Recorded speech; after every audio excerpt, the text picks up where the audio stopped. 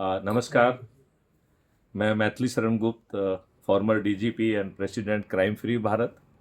आज महामंडलेश्वर स्वामी प्रबोधानंद जी के आश्रम में मुझे स्वामी जी से मुखातिब होने का मौका मिला और उन्होंने हमें समय दिया, मुझे सुना। इसका मैं हृदय से आभारी हूँ। और मैं स्वामी जी से उन्होंने मुझको सुनने के बाद क्या पाया और वो क्या आशीर्वाद हमें देना चाहेंगे, मैं स्वामी जी के ही मुखारविंद से सुनना चाहूँगा। फ्री क्राइम भारत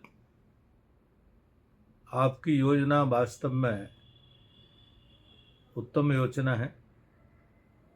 आपका विचार भी उत्तम है और वास्तव में पुलिस में रहते हुए ये साधुतापूर्ण विचार, परहित का विचार, संसार के लोगों का कल्याण का विचार, राष्ट्र का विचार, राष्ट्र के एक एक व्यक्ति के जीवन का उद्धार का विचार, ये वास्तव में आपका परम पुनीत पवित्र कार्य है। आपका विचार जो सुना उसे बहुत महत्वपूर्ण बात यही लगी कि लोग अपने लिए जीते, सारा जीवन अपने लिए गुजार देते हैं, लेकिन आप परमार्थ के लिए, लोगों के जीवन के कल्याण के लिए और समस्त संसार का जिससे कल्याण हो, सभी लोग सुखी हों, निरोगी हों, स्वस्थ हों, प्रसन्न हों, ऐसी आपकी भावना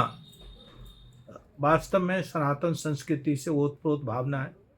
क्योंकि सर्वे भवन्तु सुखिनः, सर्वे सन्तु निरामया, सर्वे भद्राणि पश्यन्तु मां कश्चित् दुःखभाग्। ऐसे आपके विचार वास्तव में निश्चित रूप से फलीभूत होंगे, आपको यशस्वी बनाएंगे, आपका स्थान उत्तम स्थान पर बनेगा और वास्तव में जो लोग परमार्थ के लिए जीते हैं, भगवान उनका हाथ पकड़े रहता है।